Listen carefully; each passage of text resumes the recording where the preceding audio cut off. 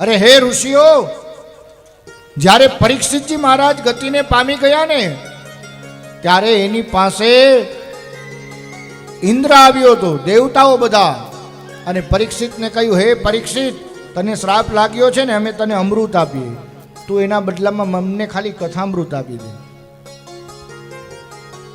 અને ત્યારે પરીક્ષિતજી મહારાજે કહ્યું કે મારે હવે કથામૃત પીવું છે, તમારું અમૃત નથી પીવું.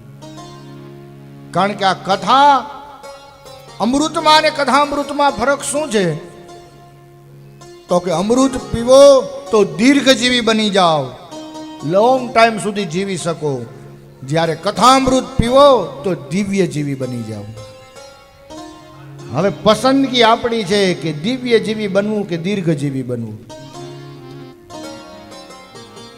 દીર્ઘજીવી તો ઘણાય છે, હો વર્ષના થયા, 150 વર્ષના થયા, દુખી હોય બિચારા, પણ દિવ્ય જીવન બહુ ઓછાનું હોય.